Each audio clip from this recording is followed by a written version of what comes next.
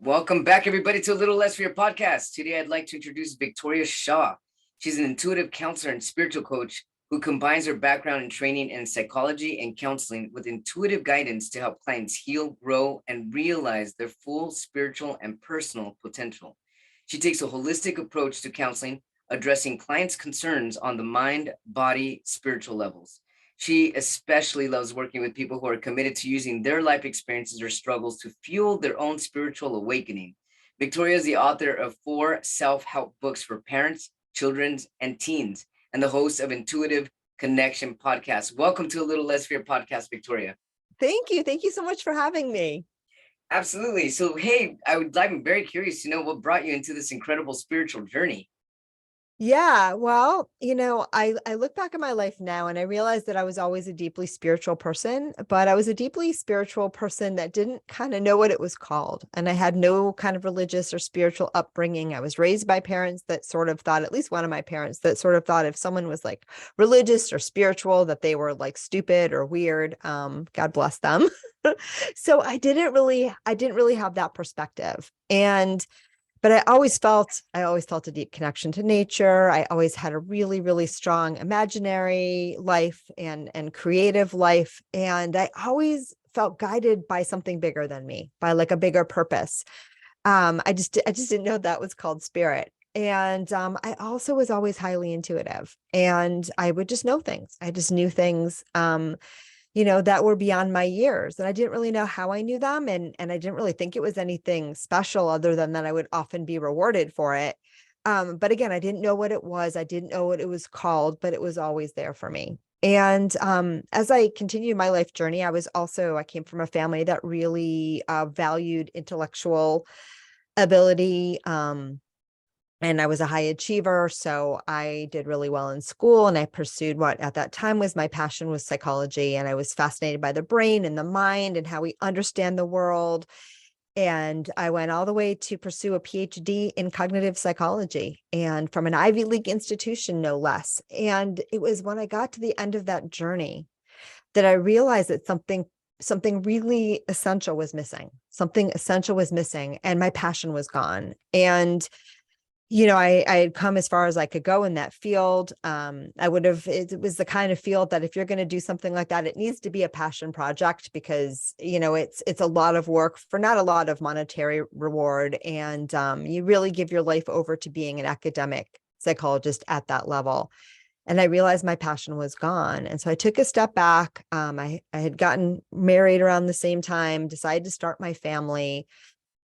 But I kept hearing, this calling, there's something you're supposed to be doing. There's something you're supposed to be doing. And I didn't know what it was. And I tried different things. I wrote some books, hence the four books that I mentioned in my bio. I tried a bunch of other things, and nothing was sticking. And nothing really felt like that passion project. And then it was in, parenting my kids, and my kids were struggling. And I was struggling as a parent. I wasn't showing up as the parent that I wanted to be.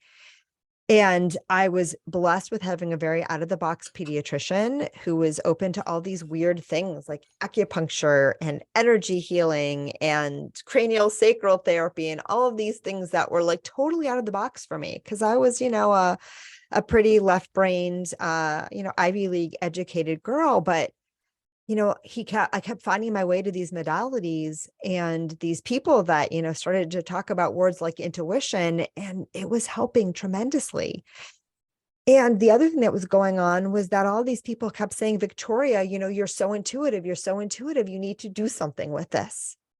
And, I don't know when that light bulb moment was, but at some moment it all came together. And I was like, oh, like I found my passion and calling. I'm supposed to activate and can reconnect with my intuition. And the moment I made that decision to do that, everything about my life changed. And it changed rapidly and it changed positively. And it continues. I continue to grow and change ever since. And now I follow my intuition first and foremost. It's my way of life. And it's the best way to be and what I'm committed to helping other people do as well. Victoria, I find our alignment just in uncanny. It's really interesting. I also have my doctorate in clinical psychology, and I felt that it was missing a huge. There was something missing, and I wasn't feeling passionate. If anything, it was actually depressing me. Yeah. And I mean, I worked as a therapist for 5 years at a private rehab, and I felt drained every time. And it was like I felt like I wasn't making a difference until now that I've in spiritual alignment with my higher self. I mean, obviously, podcasting and writing is not psychology, but I'm loving it. Do you feel this love and passion now that you're in tune and attuned and in alignment with your spiritual potential? Absolutely. And the more I feel it, the more I do that thing where I feel it. So, I listen to it. That's my GPS. That's part of your intuition, is where I you love feel that. excited, where you feel aligned, where you feel alive. Oftentimes we're taught to work first, and Right. quit playing, but actually it's where you have fun and you find the joy where your soul really wants most to express itself. So 1,000%. And I use that now as part of my guidance system, where I'm excited, where things are flowing, where I'm happy. That's where I try to spend most of my time. And where is that time? How do you express your joy and your happiness? Well, I'm a podcaster like you, and I love it. I love being interviewed too. I love sharing and teaching. I do a lot of teaching too. And I work with clients one-on-one, which is a joy for me. My journey is a little bit different than yours because I wasn't trained as a clinical psychologist. And I came from a family that, second to religion, I think, being a therapist, that was probably like the number two no-no, in the culture of my family. So I think if I come to my parents, at 15 and say, "Hi, I want to be a counselor or a psychologist or whatever," that would not have gone over well. And I was still pretty influenced by them, probably for the first like 25 to 30 years of my life, as many people are, before you Yeah. realize that your upbringing and what those values are they're not necessarily the key to your own passion. But I did learn that lesson eventually. But anyway, so I pursued research psychology, which was very different. It was always in the back of my mind, maybe I should be a clinician. And I remember when I was doing my postdoc, I had some students that were in the clinical program. I was teaching at Columbia, and I remember sitting in on a class thinking, well, maybe I should go and do a clinical respecialization. And I didn't like the program. It was very Freudian, and that it just didn't resonate with me. But it was always there. But I actually went back and got my master's of counseling after my intuition opened up. Oh Um, wow. yeah. And so I've always been combining these two things. I have a license in Connecticut. Most of my work now is not on my license, but I have that background to draw on. And so for me, stepping into that clinical piece was, also in line with my intuition. So it's a little bit different. And I also think that I chose, and this, this was just my experience. I ended up choosing to get the master's in counseling as opposed to go back to my old friend psychology, which I love. And I'm a big fan of the field of psychology, and I do think it is growing, shifting, and changing. But what I loved about counseling was it was sort of the new kid on the block. And it was so open to the spiritual piece, which I think psychology is just a little still more closed. It's It starting to is. shift and Yeah. change. But, my first class in my counseling program, we had a little assignment of like, hey, let's teach about, everyone come and teach about a modality of healing that we haven't covered yet. And I talked about the chakras. Oh wow. And right. Yeah. And at the end of my talk, and this is a little brag, so bear with me, but it serves a purpose. The teacher said something like, wow, that was one of the best um you know presentations on the chakras I've heard while teaching this class. And what I took away from that, obviously the compliment was well received, but that I was like, wait, I'm not the only one. Like, this is something you've heard before. And so it was a beautiful home for me to combine those two things. So I'm really grateful for it. That is Um, beautiful. yeah. But again, I think that the more we listen and follow, the more we find these, amazing synchronicities and opportunities, which it absolutely was for me. I noticed your title of your podcast is called Intuitive Connection Podcast. How could you explain to people who are listening for the first time that are not aware of their intuition? How could you explain what intuition is? Good question. The way that I understand intuition is it's sort of your spiritual guidance system. And so whether you know it or not, and like I said, I didn't know it consciously for the first, I don't know, 29 years of my life, probably more like 32. Whether you know it or not, you are a spirit first and foremost, and you're having a human experience. And your spiritual nature is the truth of who you are. And the human part is just a cloak or a mask or a little, dream that you're having right now in order to have an experience, because your soul is enjoying this experience because it's helping, all that is expand. All right. That was kind of kind of way out there, but regardless, your spirit having a human experience, we'll leave it at that. And your intuition is the part of when you come into human form, right? You forget who you really are. You forget your divine origins, right? We put that blindfold on, and we agree not to apparently know everything that is our truth. Your intuition is the part of you that hasn't forgot. It's the link to your soul. I call it your spiritual GPS. And so we're all intuitive. We're all tuning into that channel all the time. It's just that, as human beings, we've been taught to look in the other direction. We've been taught to discount it. We've been taught to distrust it. We've been taught it's not real. And we're all using it to varying degrees. You can't not use it, because you actually cannot be the spirit that you really are. And so intuition development, which is what I teach, becomes learning to do what you're already doing more consciously, more intentionally, and, with a more love, joy, peace, and inspiration. How does somebody do something more intentional? You recognize that it's a thing, and then you decide that you want to do it. Could you give that's it. Could you give an example? You say, hey, I listened to this podcast where this chick Victoria was talking about intuition, and I'm like, wow, that sounds like a good thing. I feel like I have that too, or I want a piece of that. And then you've set the intention right there. You've set the intention. And once you set that intention, if you get out of the way, life will show you exactly how to realize that. It's so already the intention showing is you. Actually asking the question, how do I get a piece of some of that? Yeah, the intention is the wanting, the desire, and then asking for it, putting your energy there, I'm going to say intention, but that's that's answering the question with the answer. Victoria, is that the same as manifesting?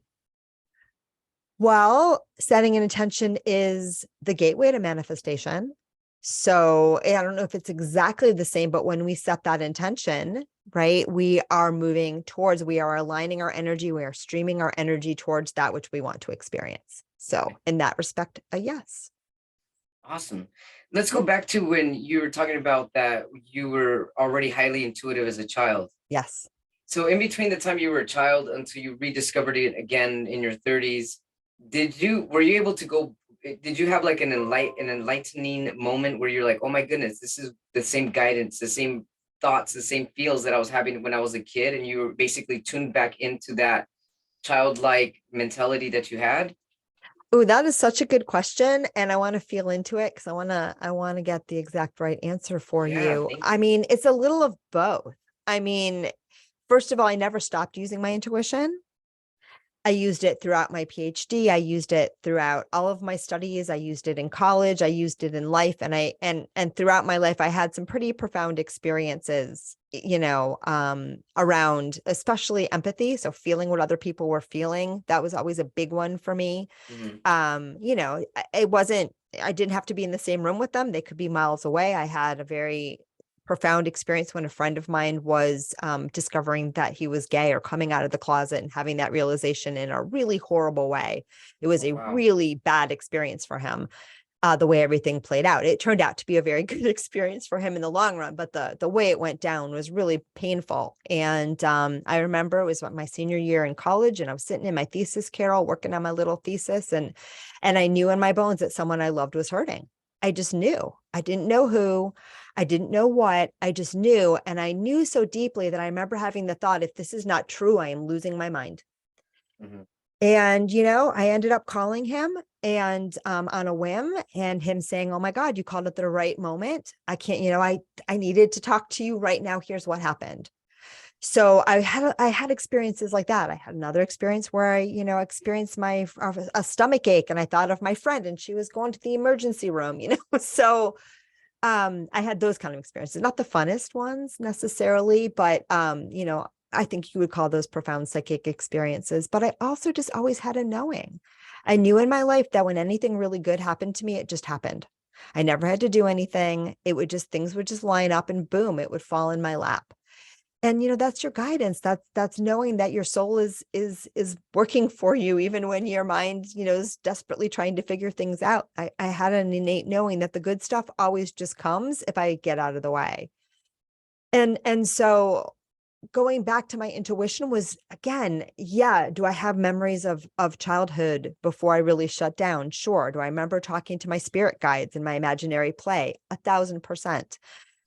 So that kind of stuff, yes. But also for me, awakening my intuition was just noticing what I was doing all the time, and then sort of owning it, knowing what it was called and saying, okay, I'm going to run with this now.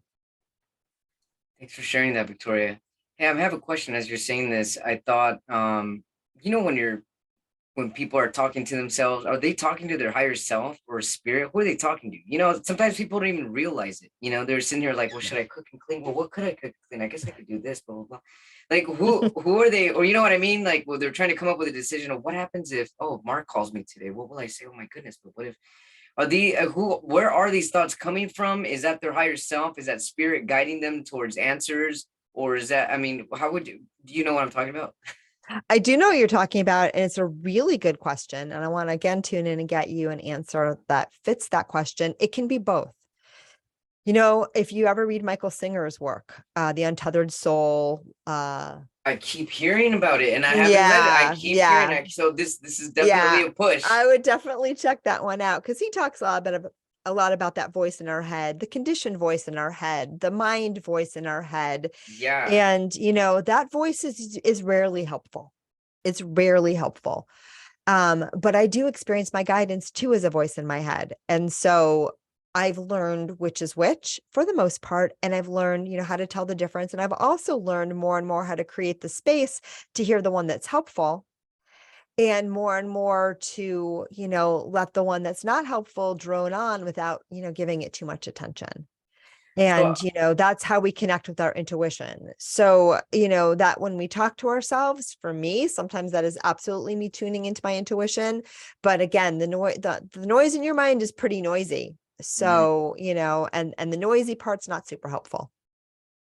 so I was listening to this monk, who he has a podcast, and he was talking about how a way to figure out, and I just want to know if this is true for you too, and a way to figure out whether it's like your higher self or the noise in your mind is to get the feeling of the voices that you're hearing, whether they are coming from fear or love. And if they're fearful and stressful thoughts, then it's most likely your ego. But if it's coming from a loving way that's going to show you a clear path, then most likely that's your higher self. 1,000% yes. Okay, so A so coming out thousand of fear, percent it's yes. not you, and if it's loving thoughts, it's your higher self. Yes, because your higher self does not live in fear. It does not know of fear. That is a human thing. It would never come to you that way. The only exception, and it doesn't come to you in fear, but occasionally people will have an intuitive insight that makes their mind uncomfortable. And so their mind will get that hit and go into fear. So that would be like the only time, right? That, you feel like you have a feeling that, oh, maybe I'm not going to get this job, or, something that your mind doesn't like. Yeah. And so immediately those emotions come in really, really fast, and that can make it a little harder to discern. But overall, yes, the voice of your soul is clear, calm, emotionally neutral, loving, supportive, gentle, and when you're getting a message, even if it's coming through with some degree of force or potency, which occasionally happens too, it is always emotionally nurturing and always loving. So how would somebody tune into that discernment? Let's say that they feel the voice, or they hear the voice, or they feel into, you're not going to get this job. And they obviously, someone could be like, well, why not? Well, I'm going to get it. Or Right. I guess, is that what would be the nudge, your reaction to that voice? The first step to tapping into your intuition is to learn to quiet the mind. Okay. Because if you don't know how to quiet the mind and you can't step into that space of quiet, you'll never hear the soul. right? If you look out, the sun is always shining, right? But on a very cloudy day, we have trouble finding out where the sun is, right? And the Yeah. thicker the clouds, the harder it is to see the sun shining. It's there, it's never gone away. Right. But the cloudier it is, the less that we see it. So as we learn, to clear the mind, and as the clouds disperse, we see the sun more and more. And look, if your mind is really, really, really cloudy right now, that's okay too. Just remember the sun is still there. It's going to be back. It's just the weather. Yeah. Don't stress about it. My mind gets cloudy too. And in those moments, I don't try to, tap into my intuition for myself so much because it's cloudy right now. And I know, I just got to wait for it to pass. But any practices that you can do that help still your mind so that you can get comfortable and start to know what it feels like in those moments of stillness and expand those moments of stillness and, have more sunny, quote unquote, days, or start to find those breaks in the clouds. That's where you're going to connect with your soul. So the first thing that I always teach people, when connecting with your intuition, be it meditation, be it spending time in nature, doing things, that get you in the flow. For me, it's going for long walks by the beach, whatever it is for you, sometimes even sleeping. Some of us, the only time, our mind stills is when we're asleep. So pay attention to your dreams. But that's the first thing. If you don't know what, if you can't still the mind, you can't connect with your intuition. And you don't have to still it for long. You don't have to sit 5 days, in meditation. Some people are called to that, but I've never done it. And, but 5 minutes, yeah. 5 minutes is, that's a good practice. So you can start to know what it feels like to have, those breaks in the clouds. And then once you've done that, you'll start to be able to discern, what's that peaceful feeling? That's my intuition, and what's the noise. The other thing that people can do is tune into, I have often invite people when they first want to awaken their intuition to journal, and to journal about all the things that you think were your intuition. And, if we do this retrospectively too, we've all had experiences, I've yet to find anyone who hasn't, but if you haven't, reach out to this guy and tell him, because I want to know. But most of us have had at least one, and usually multiple experiences in our lives when we knew something, right? We didn't know how we knew it. We couldn't explain it with our minds, and we were right. Right. Right. It's just, and that's your intuition at work. Oftentimes, it's you knew something and you didn't listen, and you're like, darn, I should have. Yeah. Which is great, because that's amazing validation that your intuition was working. But if you journal on, just starting to just free write about all those kinds of times that happened to you, all those things that you think were your intuition, all those times of knowing that you had that you didn't know with your mind, you'll start to see patterns. You'll start to remember what it felt like, how it spoke to you, what you experienced at the time. And that's another really good tool of discernment, because you'll start to go, oh, that's what my intuition looks like. That's how my intuition speaks to me. That's what it feels like. And again, that's another great step in that process of discernment, of knowing the difference between the noise in your mind and your inner wisdom. Victoria, what's the difference between spirit, inner mind, and getting signs from spirit? Is there a Love difference? that. For me, it's the same. Now, some people like to think intuition is what happens internally and signs Yeah, happen that's what I meant to say. externally. What's the difference between Yeah. actual intuition and getting signs I from count it all as the spirit? same darn thing, because it's all part of my GPS system, and we're all Oh, I like connected, that. right? And your mind is just an internal scratch pad space.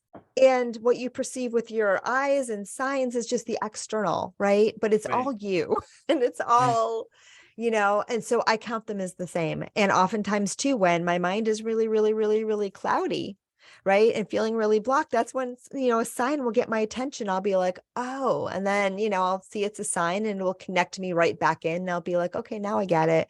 Now I heard ya. So it's just another way of spirit getting our attention. It's just another way of spirit getting our attention. And again, oftentimes, it's a sign too, because you have a feeling, right? You have a feeling that's like, whoa, wait, what just happened? That was my intuition. Intuition, would you say that comes from source, or does that come from a human experience, or does that come from the combination?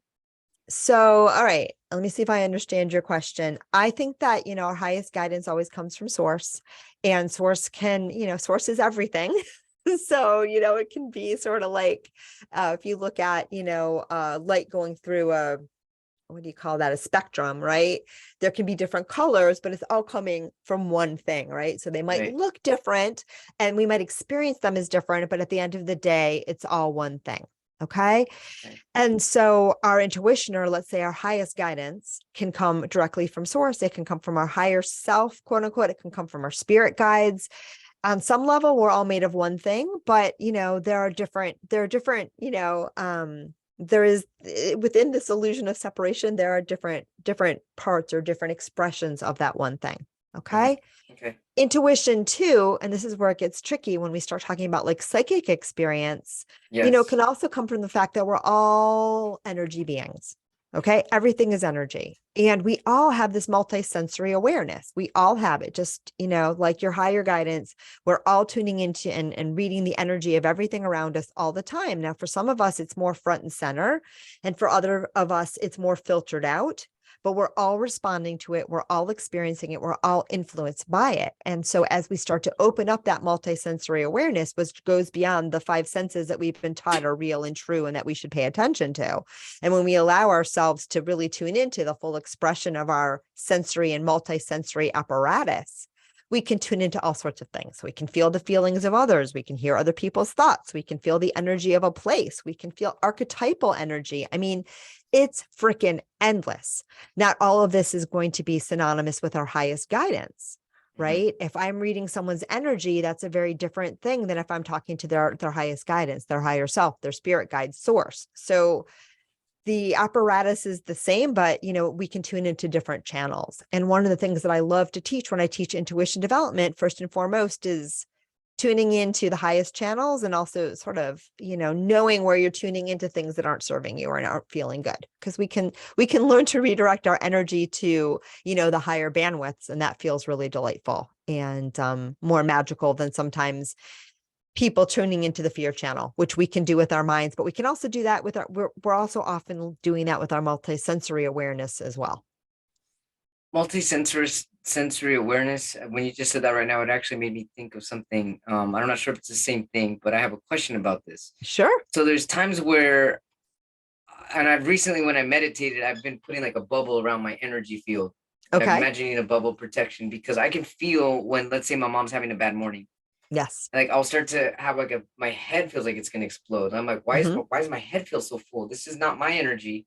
Yes. So, but I, and at some point I have to envision an energy protective bubble around me, and that this is only my energy, and I'm not feeling anybody's energy, and I give them back their energy, and almost instantaneously my headache will be cleared. Beautiful. But this is taking a lot of practice to come to where I am today. How can people tune in to whether it's their own body giving them a headache or whether it's somebody else's energy that they're okay. Yeah. First of all, ask the question, just like you did. You tune in, you say, is this mine? Is this someone else's? Oh, wow. And so literally just ask the question. A lot of times you'll get an answer, and then you have to be prepared to say, okay, if it's not mine, please leave. I don't need to be picking this up. As we get more and more comfortable in our own energy, and as we raise our own vibration and really get comfortable and aligned with our highest bandwidth, this happens less and less, but it can still happen, and some of it's old habit, right? Yeah. A lot of empaths are people that feel what other people are feeling like it's happening to them. So that's what you're describing. Yeah. I'm an empath, and a lot of souls that are drawn to my work and this kind of work are empaths. And, empaths are often, not always, but often old souls that already have learned the interconnectedness between all things. And they've already learned deep levels of compassion, which makes them falsely believe that it's their job to, heal everybody else by feeling what they're feeling. And nothing could be further from the truth. So if you have that belief system, I invite you to begin to dismantle it now. But otherwise, it's a matter of sort of energetic hygiene, knowing it's a thing, and then starting to make different choices. And also, knowing there might be some habits in place. I still have some habits in place that we want to, gently like shift. Right. And so some of us, for example, I've worked with a lot of people that if you've grown up in a very tumultuous, environment, for example, right? Maybe John Holland, who's a famous psychic, uses this example. He says his father was an alcoholic, and when he would drink, he would become violent. So John Holland learned early on to always be taking, his dad's emotional, energetic pulse so that he would know, before dad got home, if he needed to take his brother and hide in the closet. Right. And so, but his energy system then becomes habituated to always needing to know if everyone around him is okay and safe for him, meaning he's Yeah. always checking in with everyone else's energy in a way that's draining his battery and completely Yeah. unnecessary. Right. So, we become aware of these patterns, we shift them, we recognize that we're safe in our own energy. And in fact, the more that we tune into our own highest bandwidth, our own highest channel, the more we attract that into our lives. And we don't even have to protect ourselves. We don't even have to worry, because really the best quote unquote protection is just living your light, living your light. And when you live your light, you only attract in what serves. And, and recognizing that, it doesn't serve for you to take on other people's pain is good too. But sometimes it still happens, and then you recognize it and you remind yourself that you can let it go. That's very true. I like that. Thank you. You're You said welcome. an awesome term, energetic hygiene. Yeah. How does someone develop good energetic hygiene? You're true to yourself. You recognize what I always tell my empaths is just because you can feel it does not mean it's your job to heal it. Wow. I Right. love that. So yeah, you let that belief system go. And then you spend a lot of time doing things that you love, that light you up, that fill your tank. And you fill your tank first. You Yeah. fill your tank first. And Well, and the more time you spend doing things that you really enjoy, that really just make your soul sing. And we all know that feeling. Probably as I'm saying this right now, you're feeling it. You're like, oh yeah, I feel like that right now, even just thinking about it. When we give ourselves more moments like this, we raise our vibration. And when we raise our vibration, it's a gift to ourselves. It's a gift to the world. But also then we tend just, because of the law of attraction that you mentioned before, we tend to attract in things that are more resonant with our higher bandwidth. And mhm. we tend to bring that out in others. So it's a win-win. That's awesome. That's amazing. Yeah. Thank you so much for answering that. That You're was very awesome. welcome. So how do your clients get a hold of you? I mean, how do you actually get your clients? Do you have to go, do you go into a clinic? Do you do meetings through Zoom? How do you reach out to people, and how can our Um, viewers, our watchers, and our listeners find abs- you? Absolutely. So I do the bulk of my practice is remote. So over Zoom, over the phone. And I've been doing that long before the pandemic. In Oh, fact, nice. my first clients years ago was 100% actually just on the phone.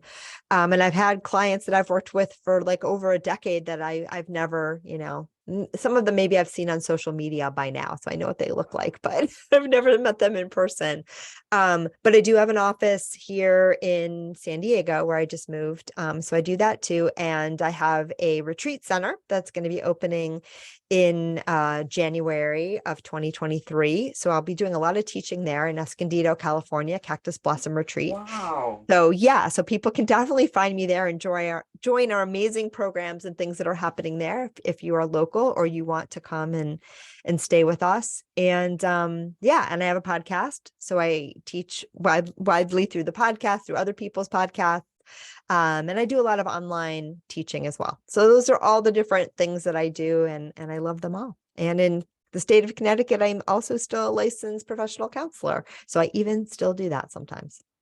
How can our viewers or watchers and our listeners find you?